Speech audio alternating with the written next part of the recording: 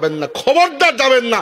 আল্লাহর নবীর সাহাবী, আমাদের গর্ব, মুসলিম উম্মার শাসক উমর ইবনে খাত্তাব রাদিয়াল্লাহু আনহু বলেছেন যে অন্য ধর্মী মানুষের পূজার সময় তাদের মন্দিরে যেও না, কারণ ওই সময় এখানে শিরক হয়, আল্লাহর লানত, আল্লাহর আযাব গজব নাযিল হয় এবং তোমরাও সেই গজবের ভাগীদার হবে। কোন সময় কোন অবস্থাতেই অন্য ধর্মের মানুষের পূজায় যাবেন না। আপনার আর আপনি মনে করবেন না আপনি গেলে হিন্দুর মানুষ বা বৌদ্ধ মানুষ খুশি হবে, তাদের আরো বিরক্তি যে আপনি কোথায় গিয়ে বেড়াছাড়া দিতেছেন, তাই না? প্রত্যেককে তার কাজটা সুন্দর মতো করতে দেন রে ভাই।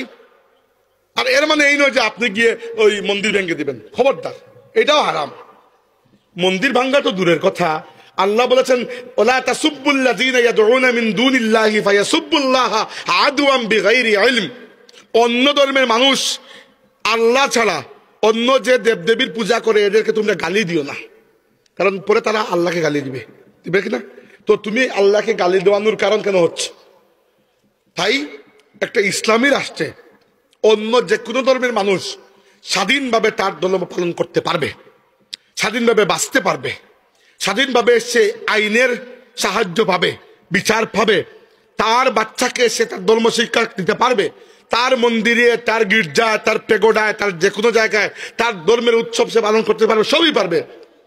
শুধু পারবেন নাকি, আপনি গিয়ে এখানে তাল দিতে পারবেন না। হ্যাঁ, রাষ্ট্রের যদি নিরাপত্তা দিতে হয়, রাষ্ট্রের পুলিশ আছে না, তো আপনি কি পুলিশ নাকি? আপনি এখানে যাচ্ছেন কি জন্য? একেবারে খামোখা মুসলমানরা সেখানে যায় এবং গিয়ে নিজের ইমানটাকে বরবাদ করে আসে। দয়া করে যাবেন না, ইমান বরবাদ হবে।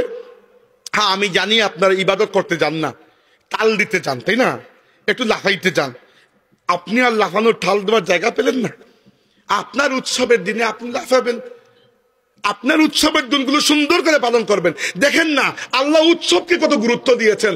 এই যে আল্লাহ রাব্বুল আলামিন ঈদের 2 দিন আর কুরবানি ঈদের পরের 3 দিন, এই মোট 5 দিন রোজা রাখাকে হারাম করে দিয়েছেন। কেন? বান্দা খাবে ওই দিন। এবং হাদিসে এসেছে যে কুরবানি ঈদের দিন এবং পরবর্তী যে 3 দিন আইয়াম তাকবীর যেগুলো, তাশরিক যেগুলোকে বলি, ওই দিনে আল্লাহ সবচেয়ে প্রিয় কাজ হচ্ছে, আল্লাহ যেটা পছন্দ করেন যে বান্দা খাবে এবং আল্লাহর বড়ত্ব বয়ান করবে। আমরা খাই এবং তাকবীর পড়ে, প্রত্যেক নামাজের পরে তাকবীর পড়ি, কিন্তু এইটাও আল্লাহর ইচ্ছা, আল্লাহর চাওয়া। তো আপনাকে উৎসব পালন করতে আল্লাহ সুযোগ তো দিয়েছেন, বরং উৎসাহ দিয়েছেন। তো আপনি কেন, আপনি তো বেহায়া কেন অন্যের উৎসবে কেন যাবেন? কখনো অন্য ধর্মের মানুষকে আসতে দেখেছেন যে ভাই চলো তোমার সাথে মিলে আজকে কুরবানি দিই? দেখেছেন? চলো আজকে সবাই একসাথে রোজা রাখি? দেখেন তো নাই। তো আপনার কি গরজ? দয়া করে এগুলোতে যাবেন না। এগুলোতে গেলে আপনার ইমান বরবাদ হবে, ইমানের নূর কমবে, জিনেও ধরবে। লাগছে এখন সবাই ভয় পাবে, তাই না? যে আগে বললে ভয় পাবে, এখন জিনে ধরবে বললে ভয় পাইছে। এখন একটু জিনে, কঠিন জিনে ধরবে, কিন্তু এগুলোতে যাবেন না।